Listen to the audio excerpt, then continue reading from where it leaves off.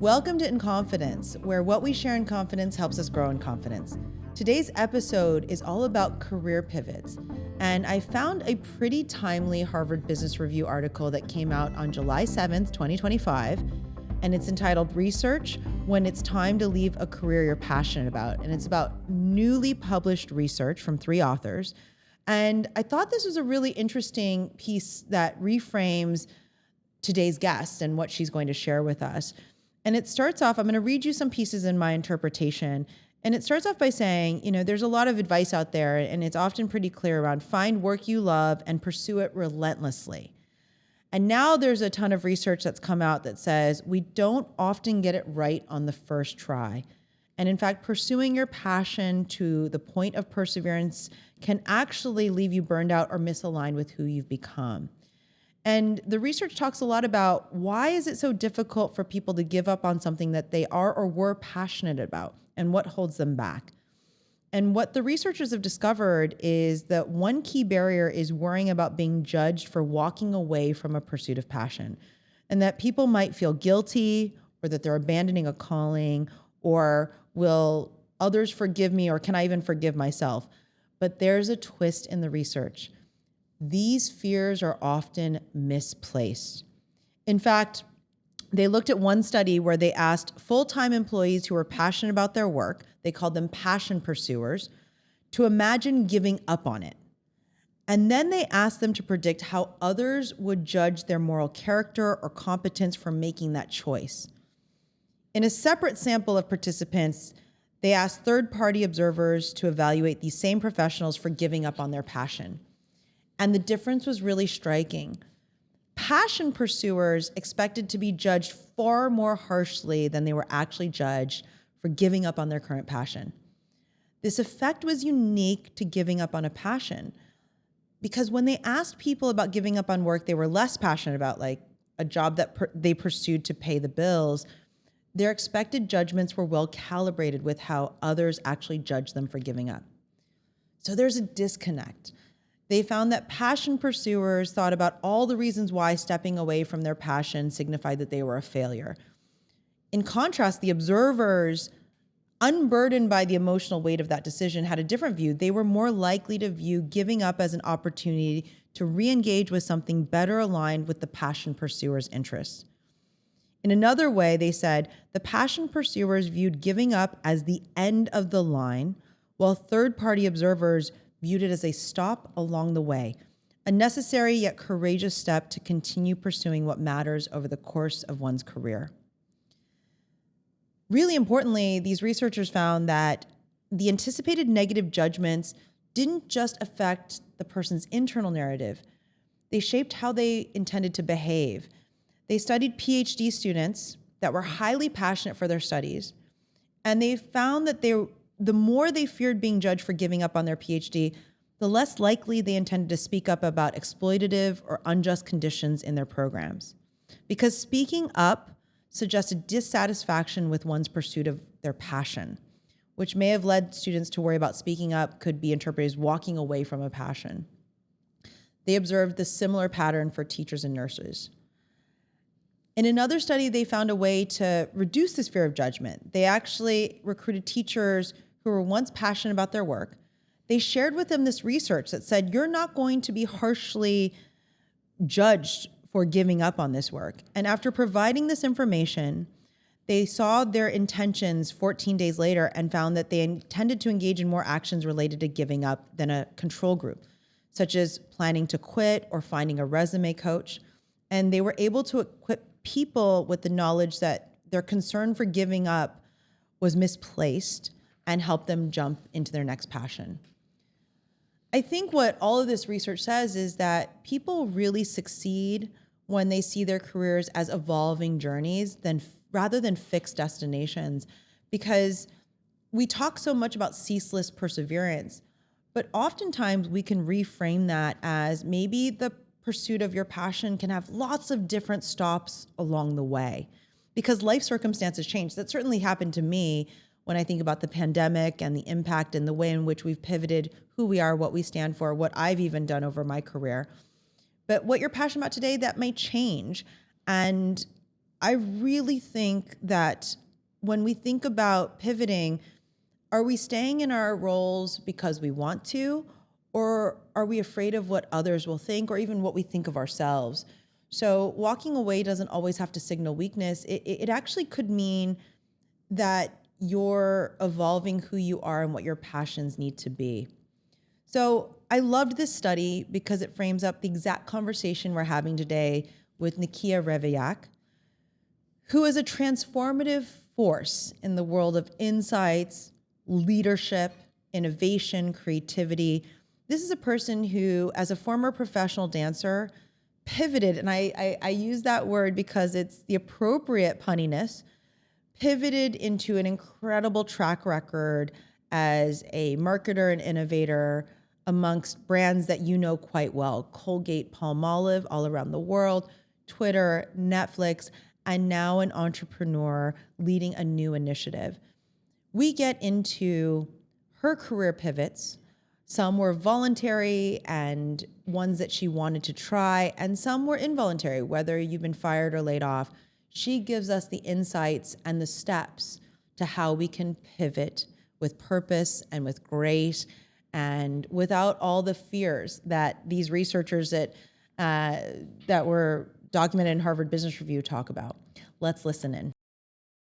Nikkia, welcome to In Confidence. Thank you so much, Lisa. I'm very excited. Well, we met through our Speakers Bureau, and you were part of our 25 Ideas in 2025 to Accelerate Action campaign. Yeah. And we were DM each other on Instagram, and I thought, you have to come onto the podcast. I feel so lucky. Honestly, I didn't know where that interaction would lead other than just being like in each other's orbits. And so it's really nice that there's something to kind of keep the relationship going. Yes, I look forward to us continuing to build our friendship. Same, girl. We start the podcast with everyone, which tell us a moment you're most proud of from the past year. In the past year, a lot has happened because it's been, well, I think at this point, a little bit over 18 months since I left my corporate gig at Netflix. So within the past year, I have started my own movement, initiative, community. I'm still in the process of getting it going, but it basically is a manifestation of me taking a chance on myself and moving from this place of, I think I'm a creative person who can do many things, to like, let me put this out into the world. So I'm incredibly proud of it, though it's yet to fully take flight. But more than anything else, I'm incredibly proud of myself for taking the leap. I love that. And that, it's like you're a storyteller and a marketer, because that funnels right into our first question, which is, tell our audience a bit about your personal story and how you make a difference in the world. I love the challenge of articulating an answer to that question at this point in my life, because it certainly changed. And if you had asked me that question a year ago, 2 years ago, it would have been different. I think dotted with a lot of titles and the things that I've done. And I think the way to describe what I'm up to and a little bit of my life journey is to talk about who I am and how I feel about myself. So I am an uncaged bird, someone who at their core has felt like a beautiful, brilliant, creative misfit in all of the spaces that I've occupied. And so when I left Trinidad and Tobago, which is where I was raised, and came to the States, I didn't really know what I wanted to do or be in the world, but I did know that I wanted to feel a certain way. And those feelings were very much like challenger feelings, wanting to ask questions, not because I was somebody who was naturally antagonistic, but because I was curious. I wanted to ask questions that would lead people to think differently and have interesting conversations. And so I think that curiosity led to a couple of things. On one hand, a beautiful career that started off with a desire to work in marketing, but ended up in market research and consumer insights. But also, I think this constant push wherever I was to solve problems. And I didn't view it as career builders. It was just like, oh, there's this lump of problem stuff on the side here. It's not my day job, but what if I were to like tackle it? And I think that tackling it was born out of that curiosity, but born out of this desire to want to create. Because after being a professional dancer for a little bit in New York and having this sort of entrepreneurial hunger inside of me, but not having the conditions growing up that said, Nikkia, you can be an entrepreneur. I had to funnel it somewhere. So I was one of those people, and I'm curious about whether you were that person who had like a day job and had side hustles. And the side hustles were projects within the company that nobody was asking me to do. But I think what it was a space where I could fully be free. And I can only say that in retrospect, because at the time I was not designing with any intention the steps in my career. So I spent 14 years after getting my MBA in marketing at this school in New York, Baruch College, studying from the best in the world of brands. So this was a company called Colgate-Palmolive. They're international. They have many, many brands. Again, without any desire to necessarily achieve a certain status or title, I just was hungry for new experiences. And so I moved around from big brand, well-supported ad businesses to small, scrappy brands like Murphy's Oil Soap that people don't even realize is owned by Colgate-Palmolive, that had no budget but needed innovation. When the opportunity arose to have an international expat life, I was like, sure, I'll move to Mexico. I speak Spanish. Let's just go. And so I think 14 years at this company happened very quickly because I was pulled towards curiosity. I think at some point, the more senior I got, the more I realized that two things were true in these spaces. One, you're doing less of the work. You have to lead through others. And so much of the day-to-day was less about me creating and more about me negotiating and fighting and empowering and all of those things. And two, if you are bent on becoming a VP or becoming the most senior at these companies, you kind of have to drink more of the Kool-Aid. And the Kool-Aid is, and again, naive Nikkia, I didn't realize this, was being a good soldier in the army. And that has many, many, many, many, many dimensions to it. But I remember at some point I was actually an expat in Basel, Switzerland. This was my last stint. I was the head of the insights and analytics for the Africa Eurasia division. So it was for me an entrepreneurial opportunity because a company like Colgate, where most of the world is brushing their teeth, looks at these frontiers as like something to be conquered, right? Like more people across the continent of Africa should brush their teeth. Let's go.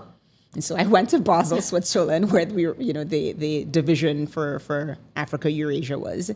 And I remember the thing that sort of broke me in a good way, that made me say, I want to leap into some other space, was when the company said, we want to get more folks in sub-Saharan Africa to buy our toothpaste. Why don't we just sell like a cheaper toothpaste? Let's just like go to the open air markets with a little sachet. Those things that, it's basically the things that you get ketchup in. So tiny little thing. We'd sell it for like $1 and they'll come. And at that point I was like, I know that's what they think we need to do. But like, if we really understand how people clean their mouths in these places, one, they don't all have access to running water. And two, they're using traditional means of cleaning their teeth. They're like using, in some cases, these twigs that they break off of trees and chew on it all day. And they're dying with all of their teeth because they don't have high sugar diets. Maybe there's another way. And I remember turning to like my marketing partners, having these conversations, and they were like, but so-and-so said, we need to do something else. And I was like, I know, but like, what about what we know about you? Anyway.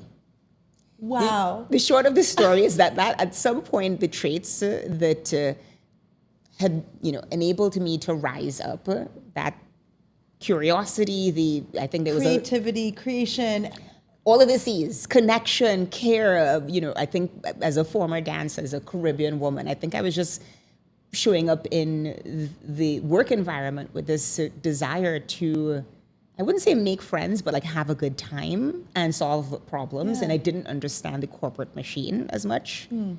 So that was what caused me to start looking for a better culture fit. And to fast forward very quickly into the rest of the story, I then moved into tech. And I was surprised that I got into tech, but I think it was the way that I approached even asking the questions of talent managers, which we could get into later. I was a head of research at Twitter during the most tumultuous time, the pandemic. It was the worst, but also the best experience of my life to lead that team. I had a very public firing. Again, it was same Nikkia who entered Colgate, but just grown up.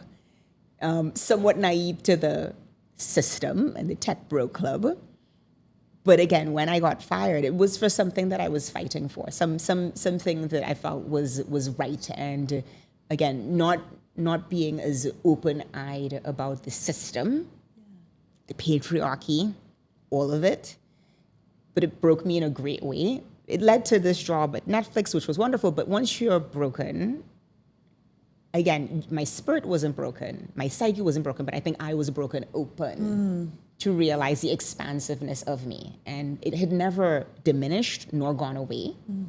It's just the more senior you become in these spaces, the more those very qualities become a liability. Wow. Okay, we're going to get into all of that. First, though, I have to compliment you because one of our themes is we say your life story is your leadership story. Lead with your values, because your resume I can look up on LinkedIn. So I just want to say, first of all, thank you for not just walking through all your job titles, which are impressive, and we will list them all in the liner notes. And you can look up Nikkia everywhere and see this incredible trajectory you have had in so many spaces and around the world. I love that you led with what drives you, which is creativity, connection, just curiosity. I think that's incredible. And I agree with you, having been in the corporate ladder and climbed it for a decade, the other C I would add to it is cynicism. Because I would say with all of I grew up the daughter of immigrant entrepreneur parents who ran a Mongolian barbecue. And so being entrepreneurial was just expected. You were always expected to create something from nothing, right? That's what immigrants do. They believe in things before they can see them. I don't speak the language, I will move there. And so when you have that, you then realize also the corporate machine fundamentally builds cynicism into you because of the systemic biases that are inherent in it. So I love the way you described your journey, but also that your core values have stayed consistent.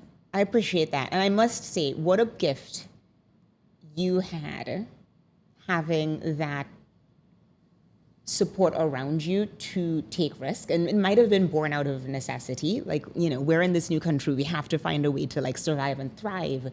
It is the thing that is innate inside of me, but I didn't have those conditions. So I grew up with a single mother who, she did the best that she could and loved me fiercely. However, when I did show these little, sparks of entrepreneurialism, and I'd say, what if? I think it was harder for her to say, go do what you love. You go forth. You want to start this? And so I think it was much more about getting A's, getting into good schools, and being financially stable. And so inside of me was this entrepreneurial fire. And the entrepreneurial word, I think, has a little bit of a weird connotation that it's about making a ton of money. It was just more about being able to create. There's a freedom to it. Yeah, exactly. And so I look at people with a little bit of envy, if I'm honest, and emotionally mature about it. Both those who came from privilege and their parents were like, here's $20,000 to just start your own business. And those who had to hustle with a little bit of oh, wow, you had that. That's so good. Let's be clear. I also had to get straight A's and go to an Ivy League college, and I had a tiger mom. Let's be clear. I also had that. And I did do the corporate job because it was financially stable, go make a lot of money, make us all proud, go to the right school, make sure that our sacrifices are valued externally, right? My mom, when I got into Yale, was wore the Yale mom sweatshirt, which is embarrassing. But she said, no one treat me like dumb immigrant when they see that my daughter go to Yale. And you're like, God, that armor that you create for somebody when you accomplish something. So I different life stories. Yes. But my mom turned at one point and she said, we did it. Why wouldn't I support you as you do it when I left corporate America? You're going to make me cry. Shout out to moms. Well, this is the whole theme and you're a professional dancer, or was a professional dancer. So I can say the word pivot and it has many connotations. We're going to talk about all those pivots. Okay. Because I think many of our listeners are either considering a pivot, have always wanted one, or are in the middle of one and incredibly scared. And I can't wait for them just to hear all the advice you have to give to them, because you've done it so many times. And I don't want to define it as success, because success is subjective, but that you continue to thrive. You continue to do things that make you joyful and passionate. Let's get into, you started your career as a professional dancer. And when we read that in your bio, we said, can you tell us about that chapter and what led you to pivot away from it? I would say that it was a moment of necessity and rebellion. So I graduated from a college in Miami and chose to come to New York because I had family here, and I was following an ex-boyfriend who was studying at the School of Visual Arts at the time. There's always an ex-boyfriend, by the way. I have a lot of those. It's so weird. I rarely mention that. But it's so story. human. Let's be clear, it's so human. That's happened to me many a time. Right? And it's the truth of that time. And it was also just after the .com bubble had burst. And so part of what I was doing in New York, because I didn't go to school here and did not have the school's connections to, get me started, I had to hustle. And so the hustling allowed for me to try and figure out how to be the thing that I wanted to be in the first place, which was a professional dancer. Because when I was 18, I had done advanced levels, which is a British exam that you take at the end of high school. I was like, Mom, I want to go study dance. And she was like, no, you will eventually have an older body. So this career that you're thinking of isn't actually sustainable. Do something that'll give you money. And so I think that chapter started off a little bit as, well, I'm looking for something. I'm applying to anything I could find in the Village Voice. I just need money. But I also don't have the constraint of my mom being like, you need to do this. And so it was a chance to go dance. And so it was a wonderful time in my career. It allowed for a lot of other things to happen. So one of the jobs that I did take on while I was doing professional dancing with this company in the Lower East Side called Rod Rogers Dance Company was working as a dance teacher with an arts and education foundation called the Bronx Arts Ensemble that placed artists who were musicians, theater folk, dancers, etc., in public schools in the Bronx that didn't have access to, big arts-funded budgets. And so it was a wonderful free time for me because I was making money. I was working with a dance company that was doing the kind of dance that I loved. So Rod Rogers came of age at the same time as Alvin Ailey. Oh. Everybody knows Alvin Ailey. So this was back in the civil rights era. And so a lot of the music, a lot of the movement was very much of that time. He loved Nina Simone, I love Nina Simone. So the whole thing was just really idyllic. But I was broke, but very happy, which I think is the case when you're in your early 20s. You're just I don't know how I'm going to do this. And so I think there was one moment when I injured my wrist doing a move that takes you from standing to the floor. And I didn't have health insurance because the Bronx job didn't give me health insurance. And so, that's a reality of living in the US. And all of a sudden I was like, okay, I need to find something full time. And I remember the father of my boyfriend at the time was the CEO of our national gas company in Trinidad. And, at the time I thought, you can offer perspective. And he was the one who was like, I know you don't know exactly what you want to do, because I didn't, but you should consider getting an MBA, because what that does is it opens up many doors. And so that was the segue between this world of dance and the world of business. And it was catalyzed by an injury that I couldn't take care of because I didn't have health insurance. Wow, so necessity led to opportunity. I guess you could look at it that way. It sounds prettier that way, but I imagine it was much harder. Yeah, it was more complicated. I love the way that you describe it, and I could add it into my storytelling in the future. But at the time, it wasn't. I think I was probably thinking that I didn't have to make a decision either way. I could just continue to dance with the company and be a dance teacher. But yeah, I think there was this pragmatic thing that started to creep in once I was injured, and just the practicalities of life started to present themselves. And going back home was, I suppose, an option, but not one I was taking too seriously. And so living in New York as an artist that is maybe in a situation where they might get injured requires you to have a little bit of a plan. And so yeah, to your point, I think that necessity is the thing that led me to my MBA. And at the time when I decided to do my MBA, I chose marketing not because I had this real pull towards it, if I'm honest. And I think, I've been nothing but honest my whole life. It was because it sounded like it would be a perfect marriage of this creativity that I felt was just pouring out of my pores and this sort of business sense. But I did not give it much thought because, having a mom who was living on the island still, she was still in Trinidad, she couldn't, weigh heavily on me. She wasn't like, look, you need to go to this kind of school. She was just happy that I had some sort of temporary plan. Did you feel any grief, sense of loss when you decided to leave professional dancing behind? Or, it's harder because in the moment you may not have thought of it that way, but looking back on it, did you feel like there was a grieving process, or was it just let's keep moving? I think, and I like that you presented those two pathways for me. I think it was the latter, not the former. I think that the way that I have been conditioned, and it's something that I'm I've matured into with therapy and journaling and meditation and all the things. But when things have presented themselves to me in life as a setback, right? If I'm talking to somebody, I'm like, this happened. Oh, I'm not going to be dancing anymore. Or, oh, I got fired. Somehow the way that I metabolize it is it on the outside seems faster. It just seems like I'm kind of getting over things. And I think part of it is my upbringing. My mom had to just keep it moving. You don't have the luxury. Of dwelling. Right. And there's a disadvantage to that, right? You have to stop and process things and just be like, okay, this feels bad. And then you move past it. And so when I made the decision, it was really a step forward and a step forward into adventure.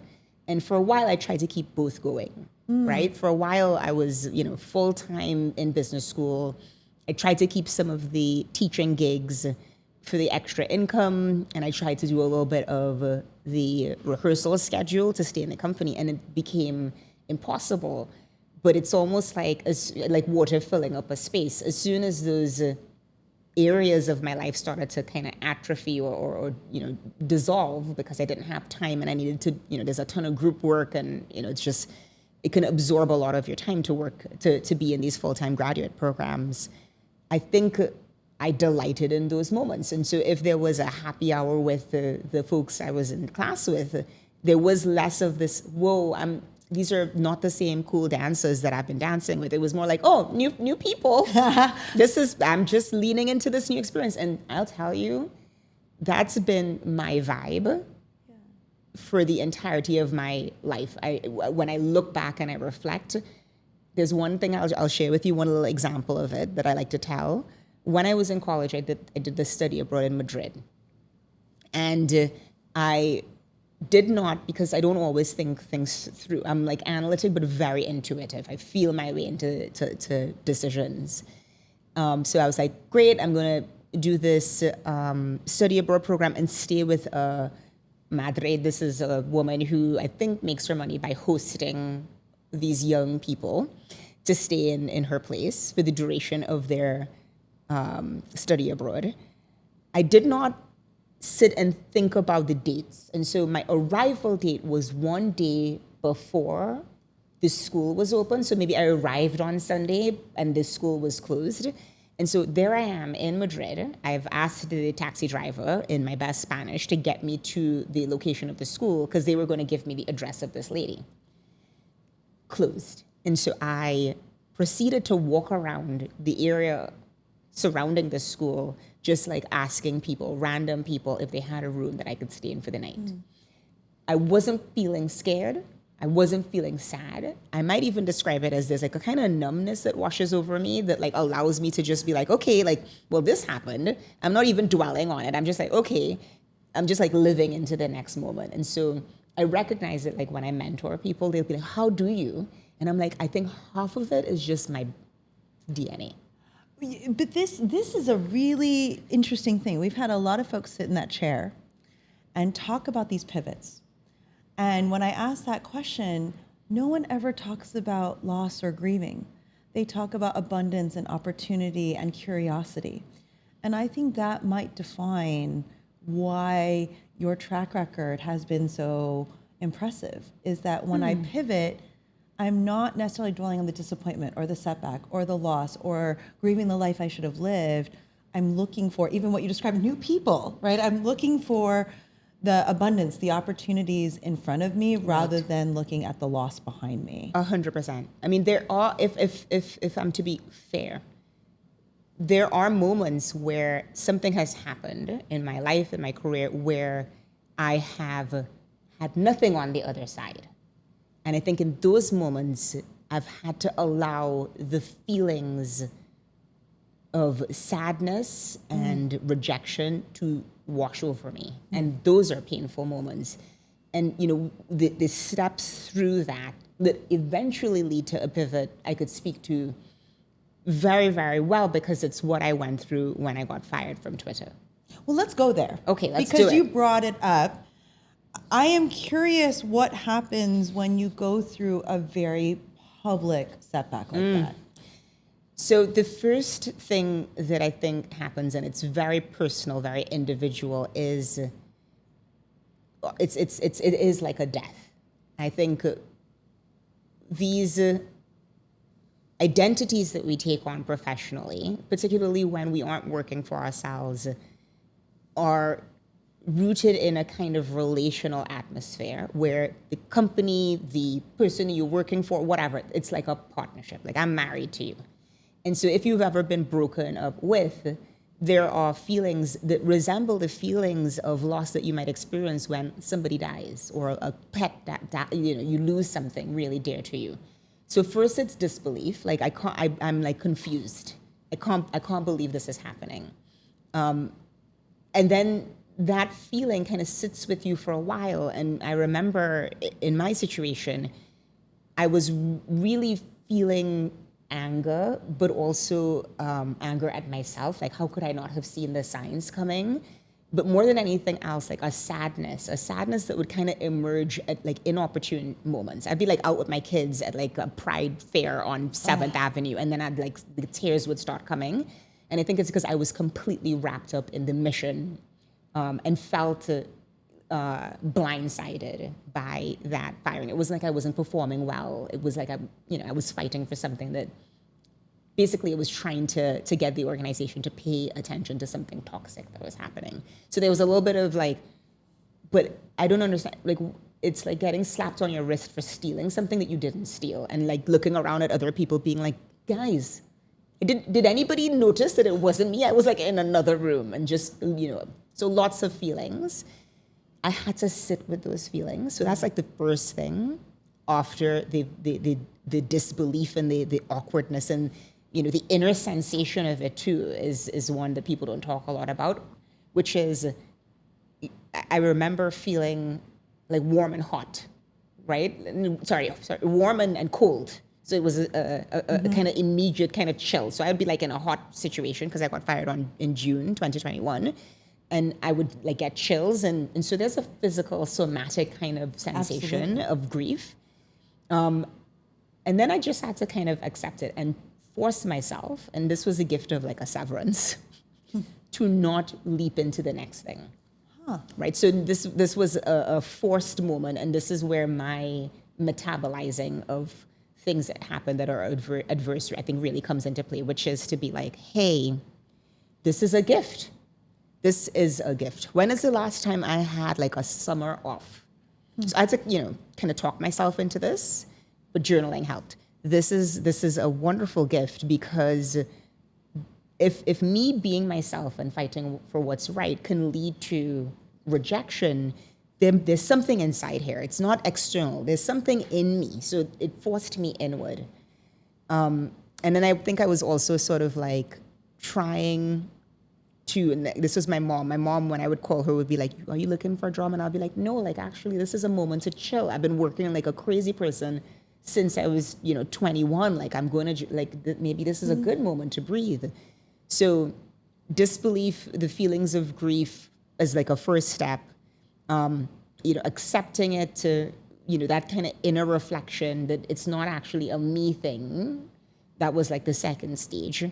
And the other thing that was sort of in parallel with that is resisting the urge to make decisions and act from that place of feeling broken. So, a lot of people who I know because I hired them, who got fired when Elon Musk took Twitter over, or people who've gotten laid off at Netflix would reach out to me and they're like ready to start looking. And I'm often like, just process. It's like a rebound, right? Like you don't want to go choose your next boyfriend or girlfriend when you haven't really kind of dealt with like what needs to change within me and within the search.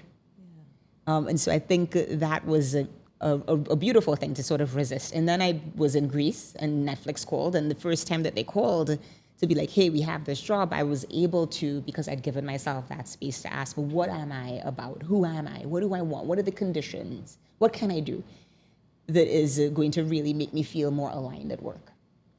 So I turned it down because it didn't meet the criteria, right? It made me, the job was sexy, I guess, because it was Netflix, but what I would be doing wasn't going to fill me up. And so that discernment came because I think I went through those stages. And then me being able to say, Netflix has been my dream for a while. In fact, I'd gotten these 2 offers, one from Twitter, one from Netflix. I chose Twitter because they would let me live in New York. And Netflix at the time was like, it has to be LA.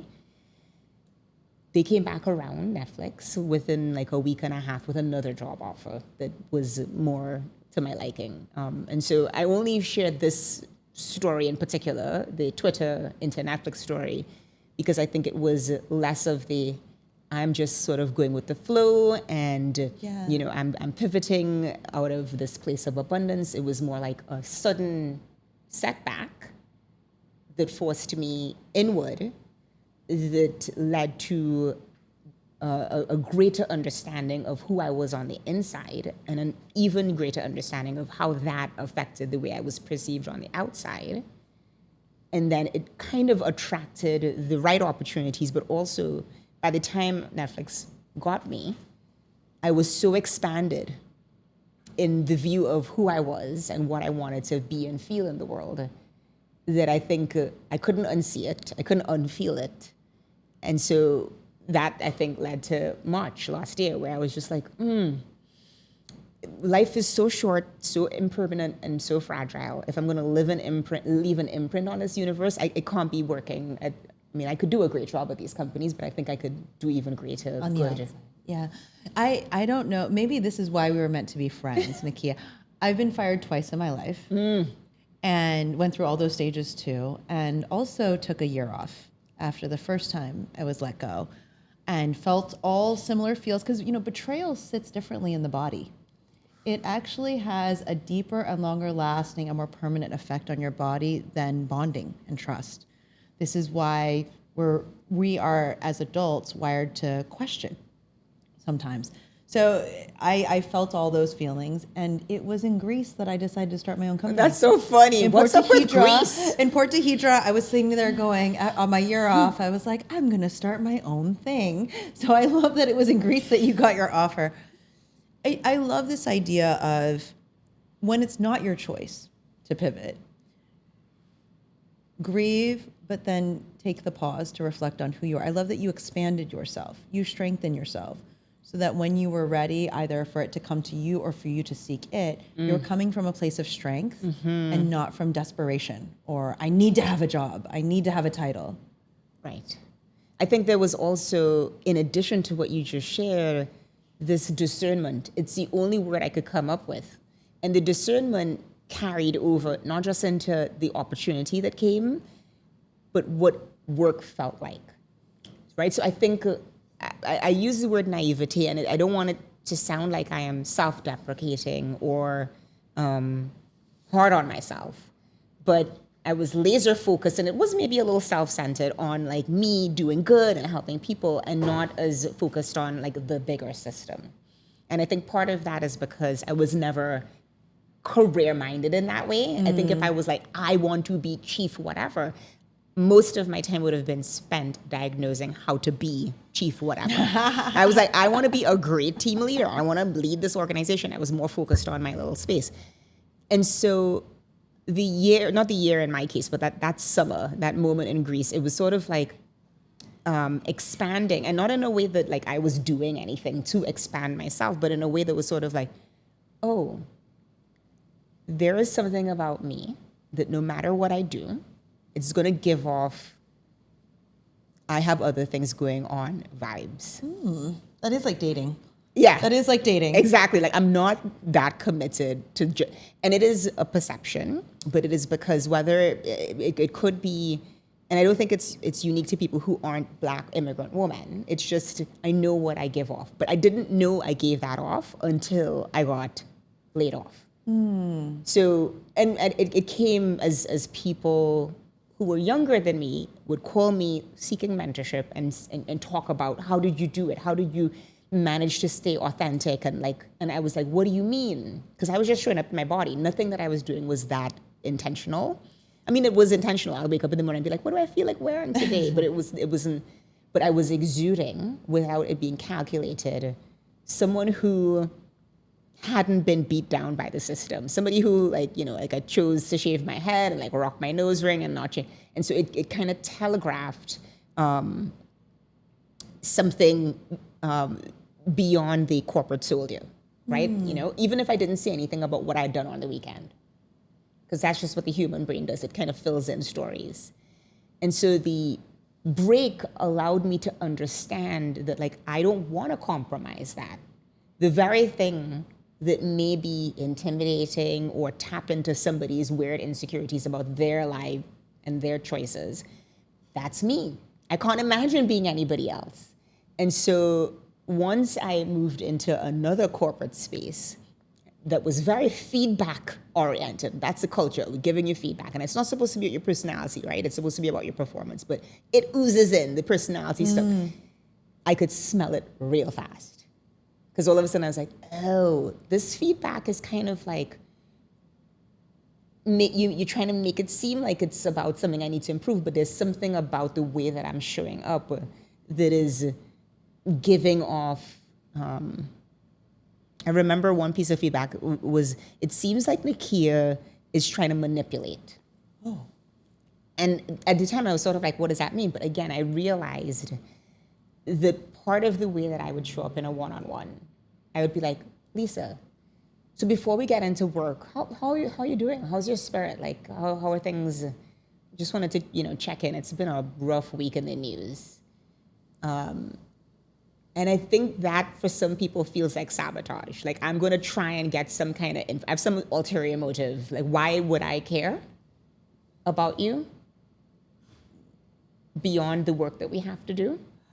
That says more about the culture or the system than it does about you, by the way. I know, but that's what I'm saying. Like, yeah. I don't think I would have, 10 years junior to that role. I would not have seen that. I would have been like, maybe I need to, I would really be kind of affected by that and try and work on it, right? I had gotten that kind of feedback earlier in my career at Colgate, where there was one senior leader who had seen me deliver a presentation on innovation in Mexico. We had to come up with new ideas for innovation for bar soap. Just bar soap. And it's not like we were doing anything breakthrough. It was just like changing the combinations of fruits and flowers, assigning a fragrance to it and a color. And you don't need to do a ton of research. Just be like, well, if it's orange, you could make it citrus and And so I presented, even though I was a researcher. A week or so after this guy's visit, I get feedback that Nikkia, there's too much Nikkia-ness. and that I present with like, I'm not objective enough. It really made me question a lot about myself, and I didn't have like the same mentorship that I'd had in New York when I was in Mexico. And so I got very quiet, which sucked the energy from the room. So I didn't understand that for him, the lens through which he was seeing me was like, well, you are in this box. Whatever you're giving off, the fact that you're even like presenting an idea about how to come up with innovation more quickly, it just feels like an aberration. And I would over-rotate on like trying to figure out like, how do I like make him feel better? So that, so I remember going back to New York and changing up my whole way of like presenting, because I didn't have the awareness that it wasn't me, it was the system. And so by the time I just gave that example of, the feedback that I received, I was like, this is really interesting. Another sign for me to get out. Well, that I love. My entire company was named after the fact that I was told I didn't have any gravitas. And that's actually how the name came up, which is I was told Lisa comes across as young and overly enthusiastic. Times she should seek out more gravitas. And what I didn't realize in September 2001 when I received that feedback was the word was coded. Girl, ugh. And the word was gender. There were a lot of things, and I've spent the last 2 decades of my life changing what that word means. Because what that word meant was bravado, swagger, act like, there were a lot of things coded to. And I'm like, no, I'm going to reclaim that word and make it about an authentic appreciation of your own talents and your own self-worth. And I don't think I could have done that in my 20s, just so you just shared that example of yourself. But I think when we think about pivots, that's actually the through line, is you have to have an appreciation of what you want, who you are, and then figure out the systems that will value that, appreciate that, raise you up. Yeah. And I wonder how many of the times we let the system tell us what to think about ourselves. Yeah. And that's a real switch. That if you figure out when is the system, when is it you, that is actually quite powerful in helping you do what you want and figure out the next step. Yeah. I think it's also, I guess, fair to acknowledge that we all kind of like feel like it's a whisper, even at 22, right? Like it's a feeling. It didn't fit. This doesn't sit right with me. But I think we're striving at that age. So if you just sort of like take the decades in the 20s, and so you're not listening to the whisper, that little internal thing that's like, okay, that person's feedback, it feels like it's not about me. But if you don't have the right mentors around you, if you don't have the parental or familial support to say, you are amazing, whatever. I think the voices of the system are loud. And then as you succeed, you just want to succeed. You just want to succeed. And so I think the big question I think we're both grappling with through our endeavors is how to send this signal earlier, so in the ages, so that you're like, oh, you need to shore that up inside, the internal, the intrinsic.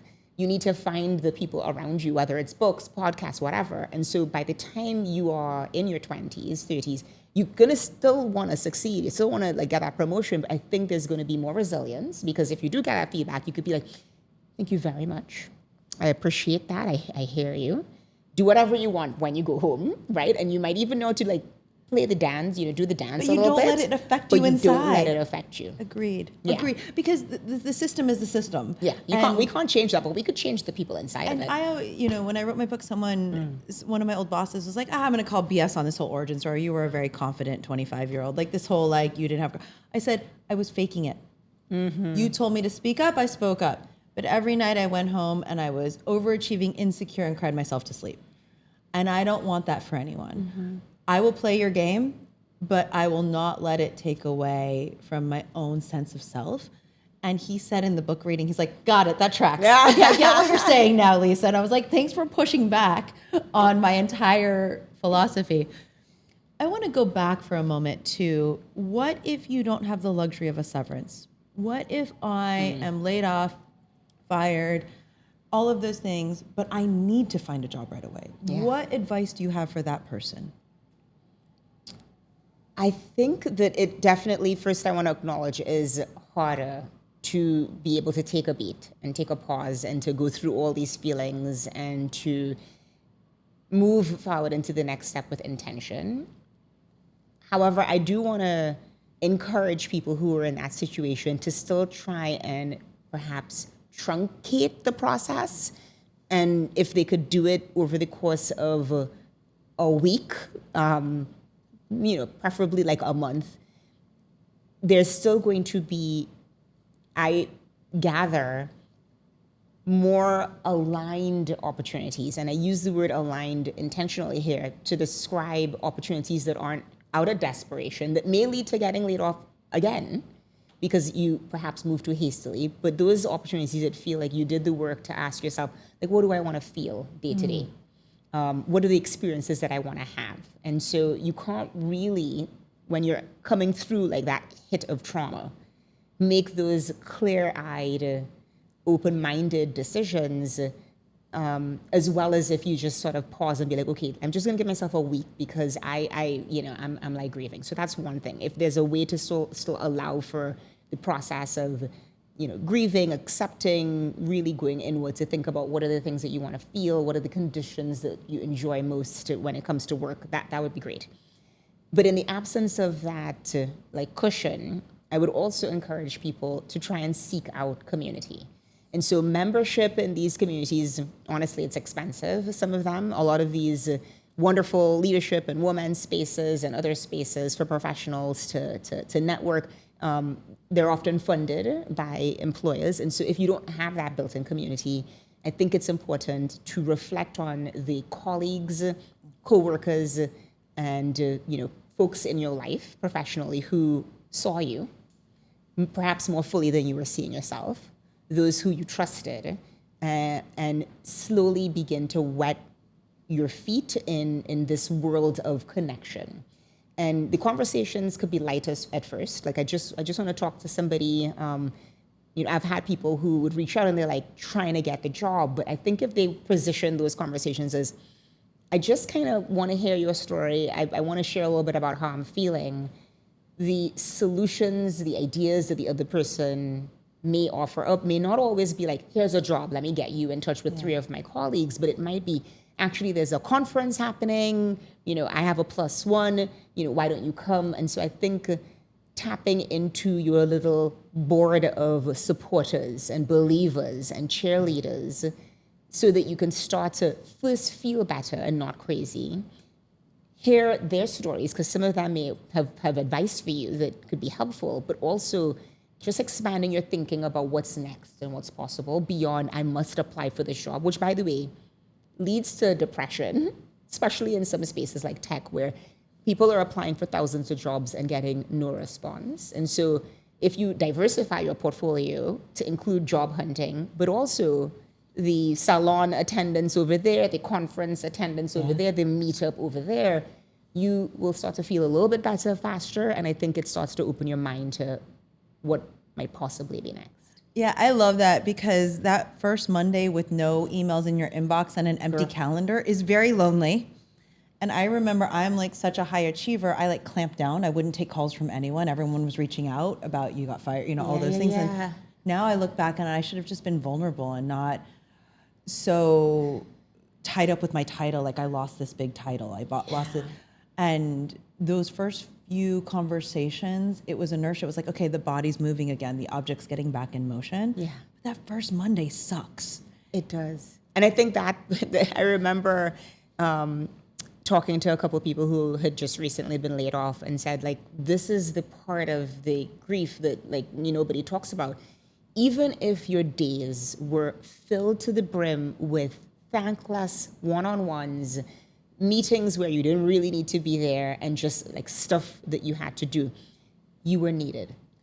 There was a space for you at the table. Your name was on an invitation, and that empty inbox. First of all, there's oh my God, I have to look at my personal email now. Right? Your Gmail account is useful to you again. Exactly. You're just like, okay, look at all this.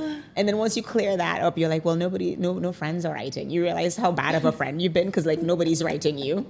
Like that part of the loss of value. And I put that in quotation marks because it's this weird thing where you're equally sometimes frustrated by these inane meetings, but it's a place to be. Yeah. You know, I'm needed. Somebody needs me. And so I think you're right to acknowledge that there's that. I think if people could do a little bit of this dance where they say to anybody reaching out, thanks so much, let's try for like a couple weeks out. That might be the happy medium, because it's weird to be like, yeah, I'll take your call, but I'm like completely pissed off. Yeah, exactly. Let's now go into the other way to think about this, which is I've been in the same corporate job for a decade, and I really want to be over there. Yeah. Because I think of going from consumer goods into tech. Help me understand, how do you transfer strengths, skills, network, all of those things when they're in two very different spheres of influence? Yeah. So I will acknowledge that I myself, and the reason why I'm doing this is because I recognize that if I were to just give the advice without acknowledging the feelings, it feels like I have it figured out or had it figured out. So I'm just going to say, I will acknowledge that I wasn't sure. When I was working on my resume and my strategy from Basel, Switzerland, I was nervous because I was like, why would anybody pay attention to my 14-year career at a consumer packaged goods company? So one of the things that I will say that I embraced early on was playful experimentation. I felt that because I had no track record in tech, I had nothing to lose. And so I looked at, and I had a job, so it was less of this feeling of I need a job because I'm unemployed. It was more like I have a job, it's this cushy expat life, and I'm trying to leap into something new. And so that mindset allowed me to do a bunch of different things in a fun way. So the first is, I did not go to an Ivy League school.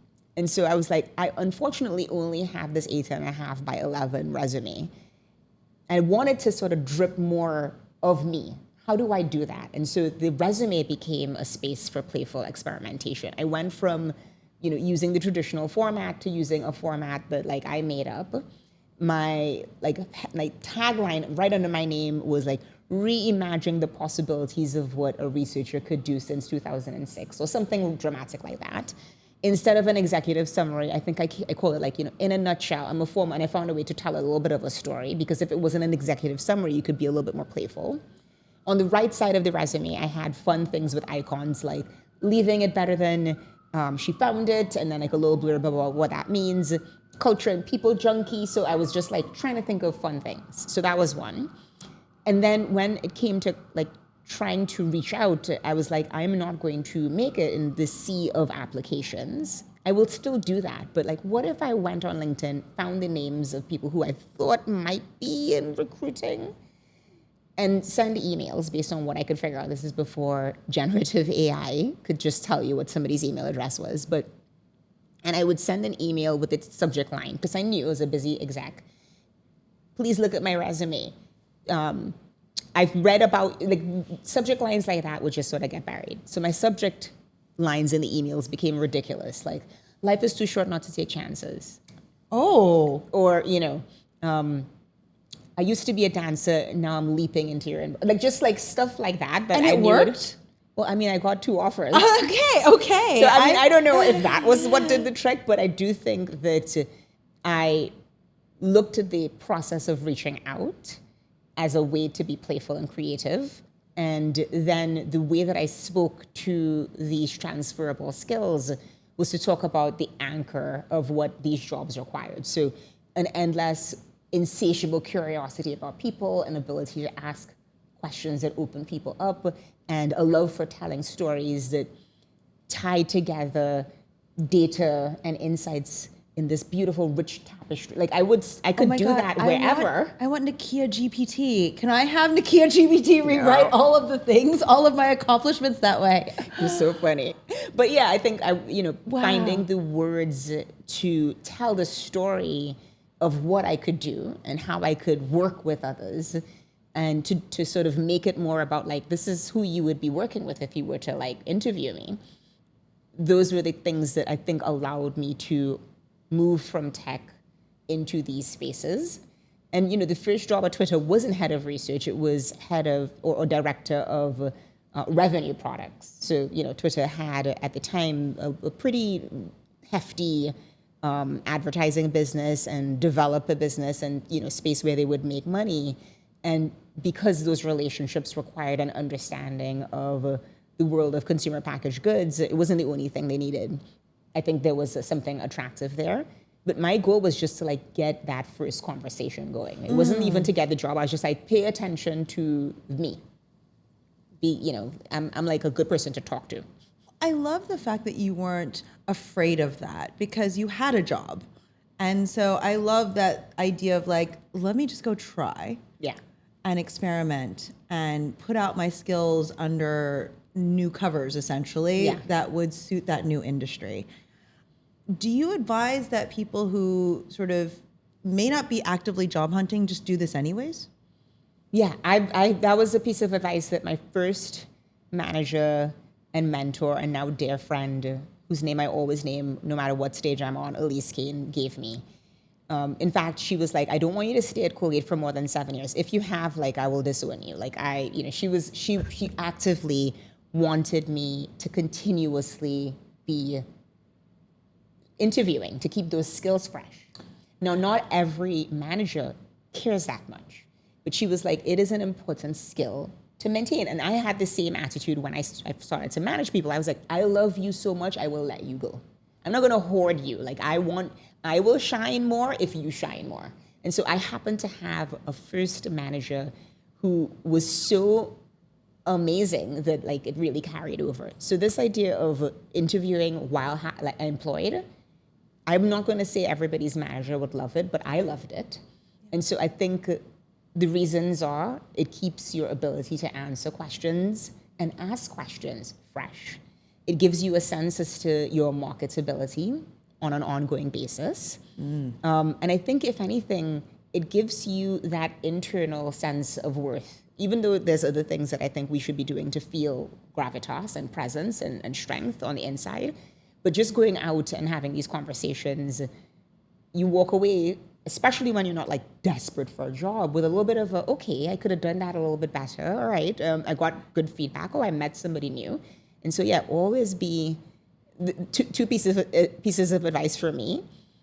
Always be hiring. Always be recruiting. Sorry, not hiring, and always be interviewing. So once I became a people leader and started to, have teams, every conversation with somebody at a conference or at a dinner wasn't I have a job, I'm going to hire you, but I'm always just okay, what's your... I am so like that, by the way. I am always... You're trying to hire everybody. I just, I see things in people. I see people, I always say I'm a positivity mirror. I see something in you and I will reflect it back on you, and then I'll be thinking about where could I connect you, or is there a way we could do something together? Even you, I trapped you on Listen, Instagram we're going to DM. have to do something together. I trapped you on an Instagram DM on a Saturday. The one thing that I love, and I think as managers and leaders, we all have to feel this way, is if we've got the best talent, we also have to be championing it all the way. One of my original marketing people came to me 5 years in and said, I really want to go back to business school. Will you write my business school recommendations? And this is someone who basically helped me build the company, sat on the couch in my living room, had keys to my apartment. And I said, Susanna, I give you my blessing. And yes, I will write the most beautiful recommendation letter. And she has a kid in Brooklyn, and she's a partner in a consumer insights firm. She went to Wharton. I'm so happy for her. And for me, it was oh my, how will I ever replace Susanna? But I love this idea of we have to support people as they pivot, because her life dream wasn't to be here. Her life dream was to be running her own consumer insights firm. I also love this idea of there are no pipe dreams in life, right? This kind of the Eugene O'Neill, Iceman cometh, the Iceman's coming. Everyone can just be looking, just go ahead and continuously see what's out there. Right, and I think because of the era that we're in, where I think more people are rejecting corporate, I hope, when I say that, just the corporate cage, that mindset of you are here for life. 20 years, baby. You sell your soul, this is your one company. That is an old school way of thinking about it. More and more of us, I think, have the responsibility for nurturing a good life in others, right? So this is this job thing that we're doing. Of course, you want to find people who are genuinely excited about it. But if you truly care about the whole human, then you're curious about the things that drive them. And when they're feeling safe enough to be like, actually, like I want to leap into something else, we should be 100% supportive. Because they may come back to you. It may come back to you, although you should never do it because there's going to be something that comes back for you. But I do think that this expanded view of work and life and the people we work with just bodes well for everybody involved. And the one thing that I'd say just about like hiring, there are very few of us, and I put this line in my website as something that was a hallmark of my leadership style, but there are very few of us who hire for potential and not pedigree. And I love that line because I was hired, I think, for my potential. Somebody saw in me what I couldn't see in myself. And if I was just like going to be hired because of my pedigree, I'd still be waiting for a job because I didn't have, I didn't have a name that sounded, like I came from something fancy, nor did the schools. But I think the potential is there, and I've gone on to do really wonderful things. But it took one person. And so I think that's what I want to continue to be. If I could just help one person. Yeah, I love that. I used to hire for pedigree, and now I hire for potential. You I did? do. Let's be clear. I did do Ivy League. I know you did do did. McKinsey. And pedigree really mattered to me. And when I started this company, I realized that potential and people buying into the purpose and being a part of it, you can train for the skill. I truly believe that. Sorry, that deserves a click. If the passion is there, if the potential is there, you can train someone on a spreadsheet. You can train them analytically. You can. And that has been a huge shift for me. I will say the first decade of my professional life was all about pedigree. Yeah. And I think this is the best decade. The second, or now it's the third decade. This is the best part because I get to see people's potential. Hugs. Hugs. Now, you went there, and I love that our Chief of Staff, Claire, wrote this question, and she said, bring it up if she brings up the cage. Shout out to Claire. Shout out to Claire. One of the things is when you pivot, I do think your inner critic or the Kool-Aid of wherever you are will hold you back. It will make, in your words, the cage feel smaller. Mm-hmm. What do you do to break out of that cage or to calm that inner critic or that corporate Kool-Aid mantra in your head? How do you calm that down?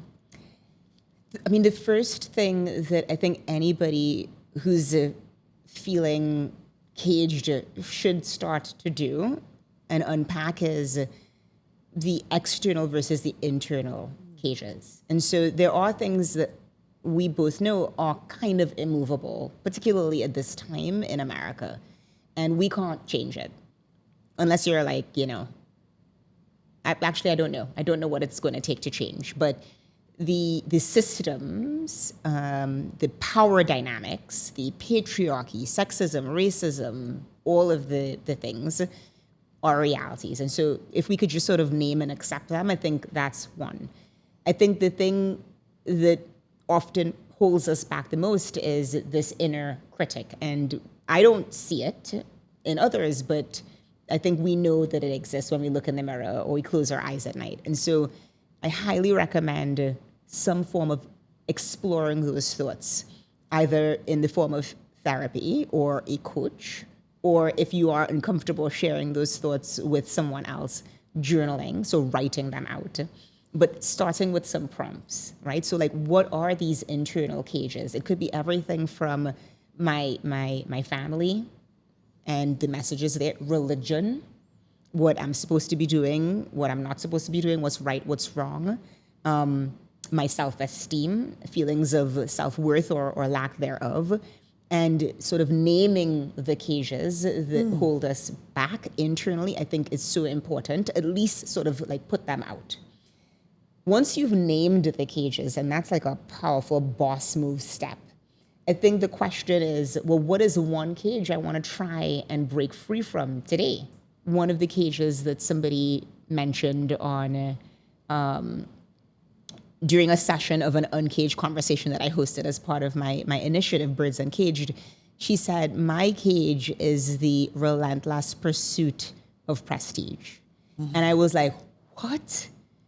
And I was like, can you break down each word? So that was an internal cage. And she said it got passed down from my parents, who are both professors. I can't remember if it's at Harvard or whatever. They're Nigerian academics who moved here with her when she was younger.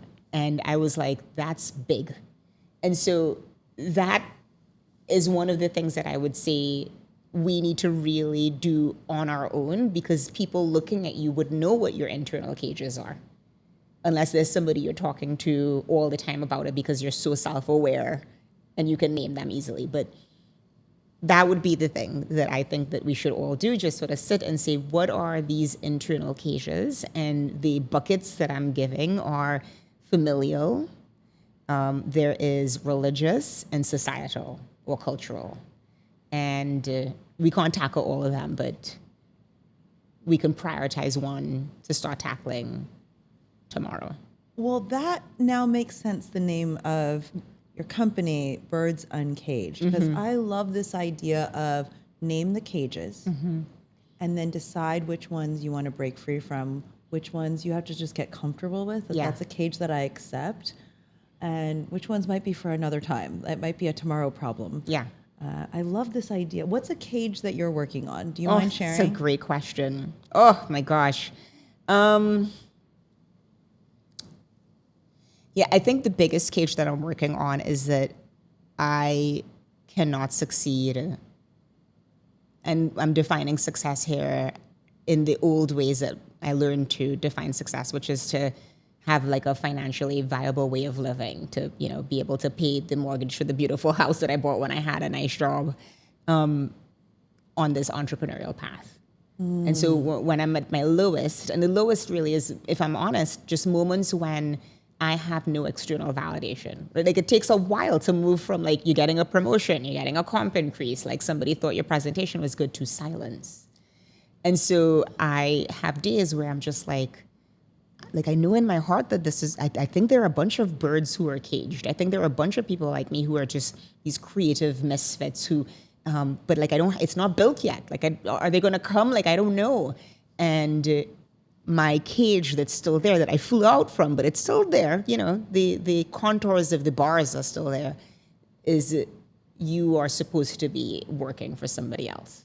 That's a big cage. I know. Well, sign me up. I'm a bird that needs to be uncaged too. But what are you talking about? You were already out of your cage. You know, externally. I would say externally people think I'm out of the cage, but I think people pleasing, in terms of caring what other people think, metrics for success, external benchmarks.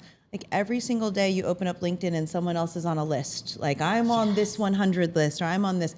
And I had an angel investor once say, well, lists get you on more lists. And I had another angel investor, I love them both, who said to me, who cares about lists? Are you making a difference? Are people's lives better because of you? You know, she walked me through a different set of questions, and I thought, I don't need to be on a list. It's okay. I don't need to be high growth company. And I know exactly. So I love this idea of what are your cages and what do you break free from? Yeah. That's really powerful. It is. And I think this idea of, well, how do I break free from it? You could break free, but how do you stay free? And I think because we live in this era of social media, and the businesses that we're choosing to birth have things like listenership or, sales, there are these hard metrics that tell us whether or not we're doing well, but then social media exacerbates it, because you put a post up and you're like, well, why isn't anybody engaging with this one? How come nobody's resharing this one? And so the only thing that's been there are two things. So I happen to be married to a musician who was, literally when we met, and I was in this space of, well, I need a job. And I was pivoting from like this dancer lifestyle, because he was a musician, and we met cater waitering in New York City. And I was like, I'm going to sell my soul for the devil and like get an MBA. But he was just like, we could live on a beach, babe. Like, all we need is love. All we need is each other. And I was just like, are you insane? Like, what if you need help? Like, what if I want to be taken care of? I was sort of like bringing my conditioning to him, and he was just like never about that. So him in my life, like, I wouldn't be here. I mean, I'd be here, but I wouldn't be as far as I am if I didn't have this like balance. but I think community. So I've had to move from, I get everything done on my own, and I'm not talking about people who are working for me, but calling you up maybe one day and be like, I'm having a down day. Like I know, and this happened recently where this moment where I felt, I don't know what it was. It might have just been like overwhelmed with the possibilities. Like I was going nowhere fast enough. You know, I felt the bursting of energy of like, but I could do all these things, but you know, when is it going to happen? And I called Elise, my first manager, mentor, and she encouraged me to focus on just one thing. Because I'm like, I want to speak more, I want to do whatever. And she was just like, focus on getting the core message and the product that serves that core message right. Like, don't feel, yes, you could, you know, write a book, you could do a, but like really focus on this and tend to that. And it was a combination of her listening, as she does so well, asking questions that were open-ended, offering up thoughts, but in a safe way that was sort of like, this is just my idea or my 2 cents, that left me in that moment feeling seen and not alone. And so I think it'll take years to undo the many, many years of external validation that was poured into me as a child, as a teen, as a young adult, all the way through. And so I need to have people around me, not like a bunch of people, not like in a party, but just people I could call and be like, okay, you know, I am feeling kind of sad today. I don't want you to like make me feel better, but just sort of like listen. And then if you have thoughts, like share. And that's a new muscle. Yeah, I call it a shame buddy. And it's the darkness cannot survive the light of connection is my shame buddy phrase. And I'm happy I would love for you to be my shame buddy actually, so I could call you and tell you all the dark thoughts. My best friend Jane, I'll call her and I say, I just need to say all the things. And she's like, go ahead, say all the things. And I'll be like, gotta make payroll, I'll just be like, boom, boom, boom. And she goes, me too.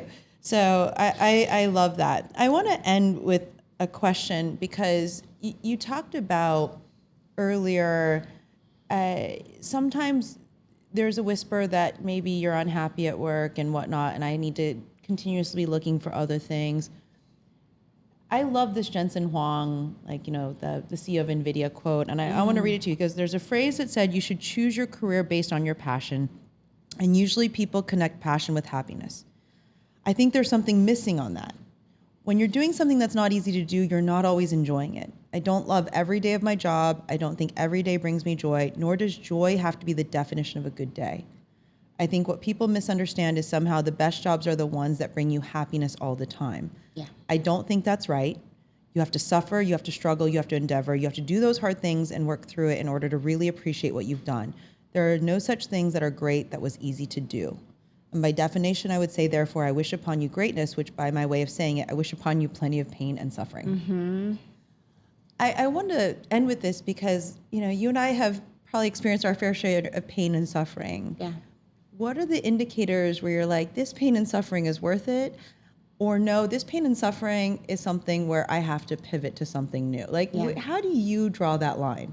So I know this feeling, though I don't resonate with all of the words, but I know this feeling very well. And years ago, I remember starting to define it as sweet exhaustion. And the parallel is like dance and learning a new piece for the first time or a new routine in class. And there would be a moment where I would go home, usually 24 hours later, and experience a kind of fatigue or soreness in a spot that I'd never worked out before. And it wasn't pain. It wasn't like, ooh, I injured myself, like when I injured my wrist. It was like, I'm working out something new, like my armpit muscle. I didn't know I had a muscle in my armpit. Who knew? And so there were days, and this is a little bit of the work that I think we could all do to pause and feel into our bodies, like literally, not just dancer terms. But there are days, usually Fridays, where you feel exhausted at work or after work. And the exhaustion could be a kind of fatigue that doesn't feel good because you have no energy. There's lethargy and you have no energy, and there's a kind of mental drain that doesn't necessarily feel good. which is different from the sweet kind of pain or the sweet exhaustion that I like, which is at least I'm like really, really tired. I'm exhausted from this week, but it was the kind of week where I was working out new muscles. I got into flow states and I lost track of time. And yeah, I'm tired because I spent more hours than I should have, just like buried in my laptop because I had this idea. And I'm tired, but there's a sweetness to it that makes me feel like I've done something purposeful. And so I'm striving not to be stressed out and struggly, but sweetly exhausted, where I feel not burnt out, but like fired up. And so that's my spin on this idea of doing the kind of work that feels more aligned.